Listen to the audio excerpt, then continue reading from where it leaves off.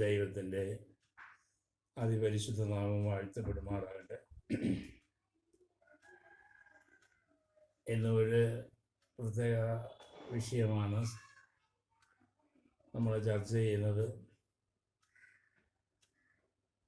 ഇത് കുഴഞ്ഞു മുടഞ്ഞു കിടക്കുന്നതായ രാഷ്ട്രീയം കേട്ടപ്പോൾ ചിലത് പറയണമെന്ന് തോന്നി. ഞാൻ ശാസ്ത്രീയ വിചക്ഷകനൊന്നുമല്ല.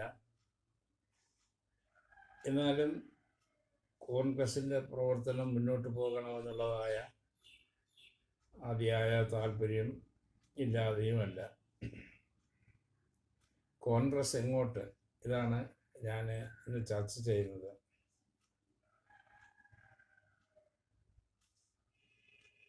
കോൺഗ്രസ് ഒരു കാലത്ത് മുടിചൂടാമനായിട്ടും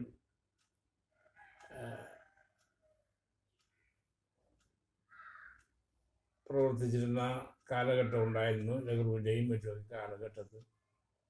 പക്ഷേ ഇന്ന് അങ്ങനെയല്ല, മത്സരമാണ്.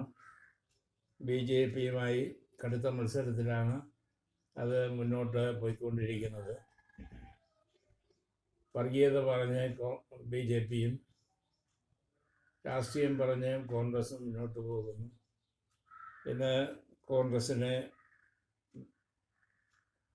ബലപ്പെട്ടതായ ചെറുപ്പക്കാരുടെ ഒരു നല്ല നിര പ്രവർത്തനത്തിലുണ്ട്. എന്നിട്ടും 10-12 വർഷമൊക്കെ ആയിട്ടും മുന്നേറി വരുവാനായിട്ട് കഴിയുന്നില്ല. ഞാനത് പരിശോധിച്ചപ്പോൾ കോൺഗ്രസിൻ്റെ ആ പഴയ ഏകാധിപത്യത മാറുന്നില്ല. കാലഘട്ടത്തിനൊത്തവണ്ണം രാഷ്ട്രീയവും മാറി വരേണ്ടത് ആവശ്യമാണ്. അതാണ് ഇന്നത്തെ കോൺഗ്രസിൻ്റെ പതനത്തിന് കാരണം എന്ന് ചിന്തിച്ചു പോകുന്നു. ഇപ്പോൾ അടുത്ത കാലത്ത് നടന്നതായ പല ഇലക്ഷനിലും കോൺഗ്രസ് അമ്പേ പരാജയപ്പെടുന്ന കാഴ്ചയാണ് കാണുന്നത്. പഞ്ചാബിൽ, ഹരിയാനയിൽ, എന്നിട്ട് ഡൽഹിയിൽ. ഇതിനെല്ലാം പ്രധാനമായ കാരണം കോൺഗ്രസിന് വിട്ടുവീഴ്ചയില്ലാ മനോഭാവത്തോടുകൂടെ പോകുന്നത് കൊണ്ടാണ് എന്ന് ഞാൻ ചിന്തിക്കുന്നു. ഇപ്പോൾ കോൺഗ്രസിൻ്റെ പാർട്ടിയുടെ ഇതര ഘടകങ്ങൾ ഭരിക്കുന്ന കേരളത്തിലും തമിഴ്നാട്ടിലും ഒക്കെ ഇവിടെ മറ്റുള്ളവർ പഠിച്ചാലും അത് സ്റ്റേറ്റിൻ്റെതായ ഭരണമായിട്ട് നാം കണക്കാക്കുന്നു. എന്നാൽ കേന്ദ്ര ഭരണം കോൺഗ്രസ്സിന് തന്നെ വേണമെന്നുള്ളതായ ചിന്താഗതി നമുക്കുണ്ടെങ്കിൽ തന്നെയും ഇനി ഒരിക്കലും കോൺഗ്രസ് കേന്ദ്രവും സംസ്ഥാനങ്ങളും ഒറ്റയ്ക്ക് ഭരിക്കുക എന്നുള്ളത് ദുഷ്കരമായ കാര്യമായിട്ടാണ് കാണുന്നത്. അതുകൊണ്ട്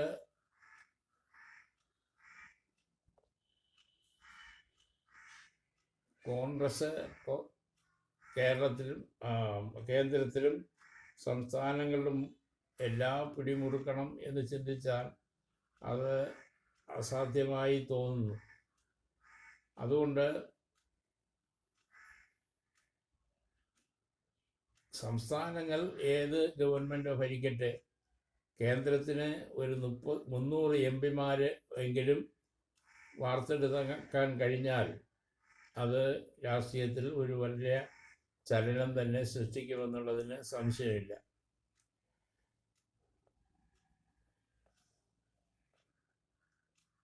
അത് ചെയ്യണമെന്നാണ് എൻ്റെ അഭിപ്രായം ഞാൻ പറയുന്നത്. ഇപ്പോൾ AAPയുമായിട്ട് ചില കൂടുതൽ വിട്ടുവീഴ്ചകൾ ചെയ്തിരുന്നു എങ്കിൽ ഡൽഹിയിലെ ഭരണം പോകുമായിരുന്നില്ല.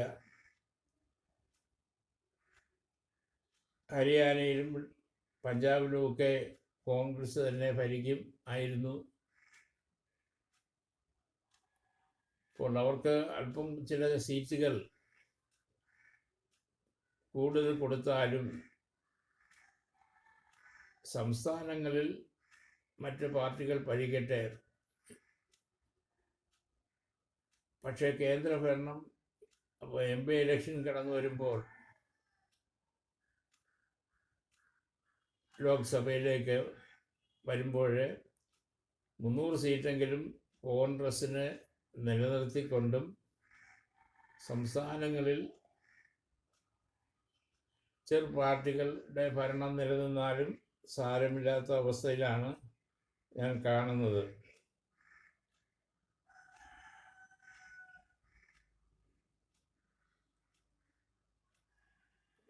ഡൽഹിയിലെ AAP ദയനീയമായി പരാജയപ്പെടുന്ന ഒരു കാഴ്ച കണ്ടു. ഞാൻ ചിന്തിക്കുന്നത് AAPയുടെ ഭരണം മുമ്പേ പരാജയപ്പെട്ടു എന്ന് പറയുവാൻ കഴിയില്ല. ഒരു സമർത്ഥനും കഴിവുള്ളവനുമായ മനുഷ്യൻ തന്നെയാണ് കേജ്രിവാൾ. അപ്പോൾ രണ്ട് പാർട്ടിക്കാരും കൂടെ കോൺഗ്രസും വിട്ടുവീഴ്ച ചെയ്തതിന് കോൺഗ്രസിന് ഒരു സീറ്റിൽ തൃപ്തിപ്പെടേണ്ടി വന്ന ഒരു ദയനീയ കാഴ്ച നാം കാണുന്നു.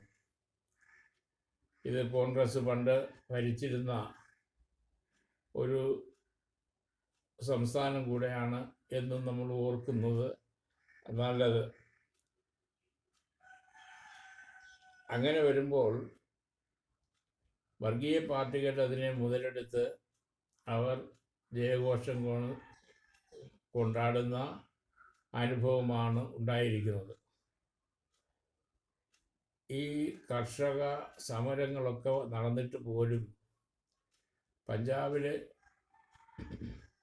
കോൺഗ്രസ്സിന് ജയിക്കാൻ കഴിഞ്ഞില്ല എന്ന് കാണുന്നത്, അല്ലെങ്കിൽ ഹരിയാനയിൽ വിജയിക്കാൻ കഴിഞ്ഞില്ല എന്ന് പറയുന്നത്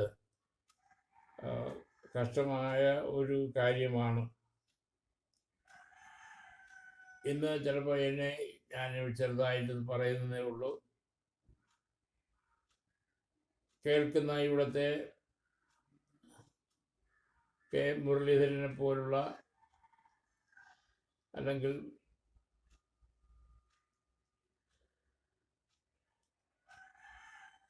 VD സതീശനെ പോലുള്ളതായ ആളുകൾ കേന്ദ്രത്തോട് ഈ വിഷയം അറിയിക്കേണ്ടതും ഒരു ആവശ്യമാണ്.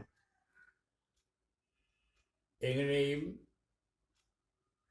കേന്ദ്രഭരണം നിലനിർത്താൻ വേണ്ടി വർഗീയത പറഞ്ഞ് മാത്രമല്ല, വോട്ട് പിടിച്ചും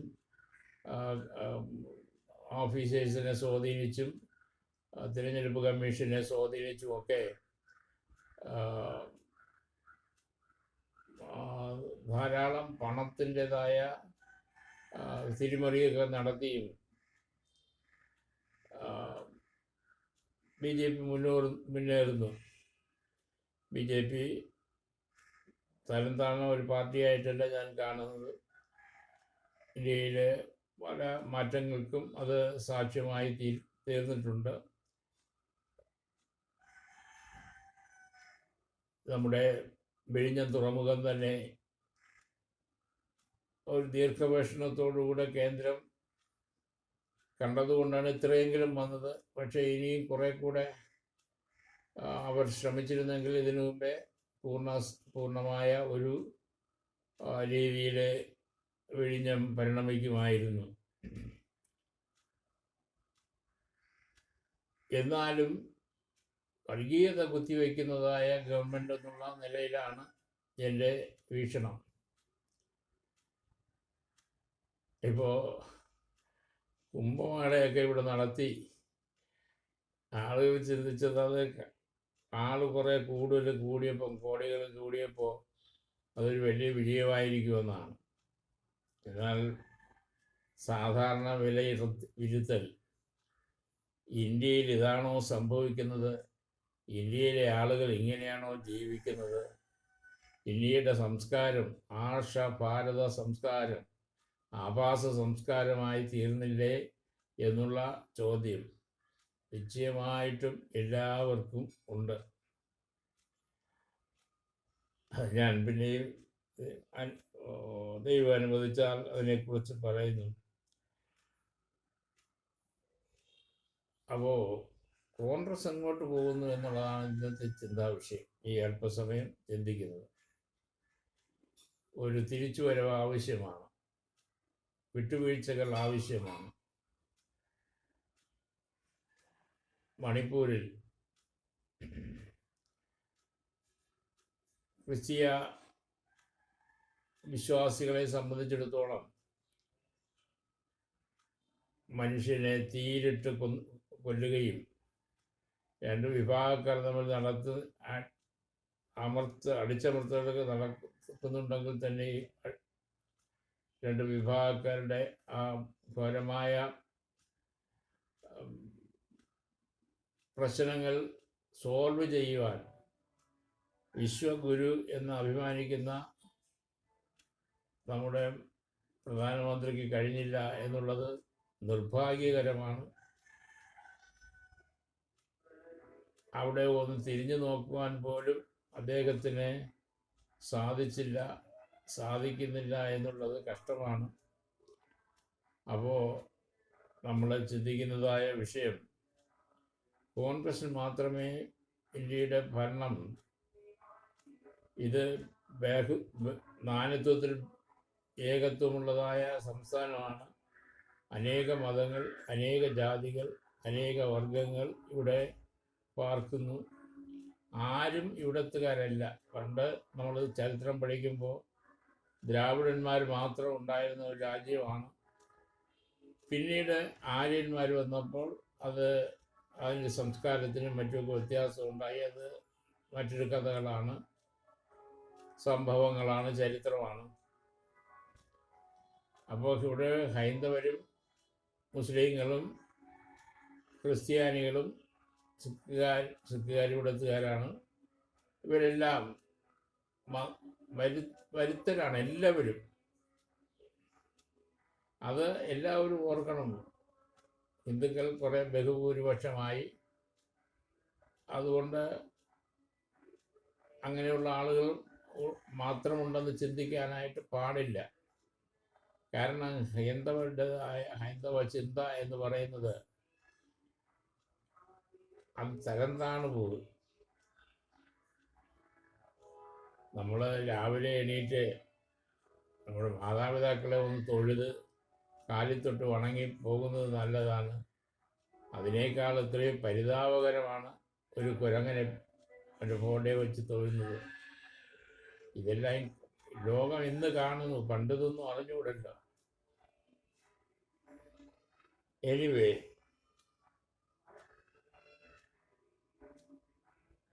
കോൺഗ്രസ് ഒന്നുകൂടെ ശക്തി പ്രാപിച്ചും തിരുത്തേണ്ടിടത്ത് തിരുത്തിയും മാറ്റേണ്ട മാറ്റങ്ങൾ വരുത്തിയും സംസ്ഥാനങ്ങൾക്ക്, ഘടകകക്ഷികൾക്ക് കൂടുതൽ സ്വാതന്ത്ര്യം അനുവദിച്ചും